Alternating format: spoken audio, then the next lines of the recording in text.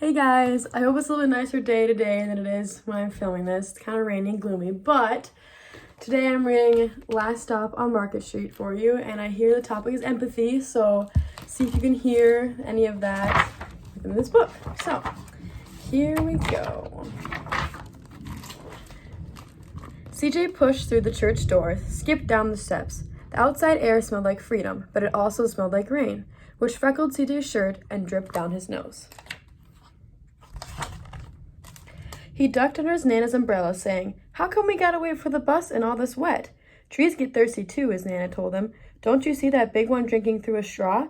CJ looked for a long time, but never saw a straw. From the bus stop, he watched water pool on flower petals, watched the rain patter against the windshield of a nearby car. His friend Colby climbed in, gave CJ a wave, and drove off with his dad. "Nana, how come we don't have a car?" "Boy, what do we need a car for? We got a bus that breathes fire, and old Mr. Dennis, who always has a trick for you."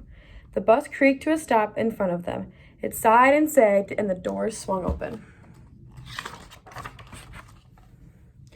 "What's that I see?" Mr. Dennis asked. He pulled a coin from behind CJ's ear, placed it in his palm.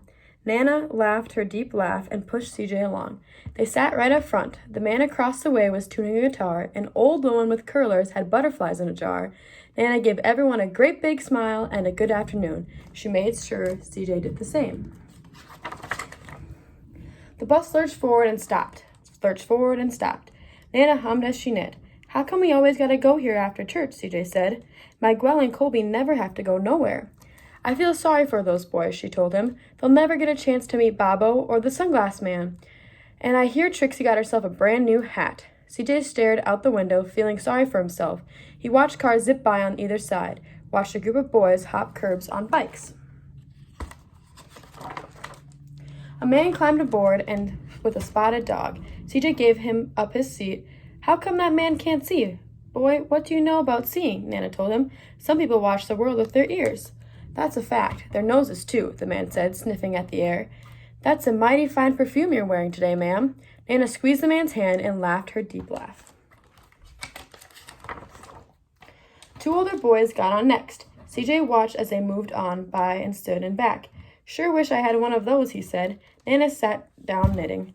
"What for? You got the real live thing sitting across from you. Why don't you ask the man if he'll play us a song?" CJ didn't have to. The guitar player was already plucking strings and beginning to sing. "To feel the magic of music," the blind man whispered. "I like to close my eyes." Nana closed her eyes too. So did CJ and the spotted dog. And in the darkness, the rhyme lifted CJ out of the bus and out of the busy city. He saw sunset colors swirling over and crashing waves, saw a family of hawks slicing through the air, saw the old woman's butterflies dancing free in the light of the moon. CJ's chest grew full and he was lost in the sound, and the sound gave him the feeling of magic. The song ended and CJ opened his eyes. Everyone on the bus clapped, even the boys in the back. Nana glanced at the coin in CJ's palm. CJ dropped it in the man's hat. "Last stop on Market Street," Mr. Dennis called. Peter looked around as he stepped off the bus. Crumbling sidewalks and broken down doors, graffiti-tagged windows and boarded-up stores. He reached for his Nana's hand. "How come it's always so dirty over here?" She smiled and pointed to the sky. "Sometimes when you're surrounded by dirt, CJ, you're a better witness for what's beautiful." CJ saw the perfect rainbow acting over their soup kitchen. He wondered how his Nana always found beautiful where he never even thought to look. He looked all around them again, at the bus rounding the corner out of sight, and the broken street lamp still lit up bright, and the strayed cat shadows moving across the wall. When he spotted their familiar faces in the windows, he said, "I'm glad we came." He thought his Nana might laugh, her deep laugh, but she didn't. She patted him on the head and told him, "Me too, CJ. CJ, now come on." That's the end.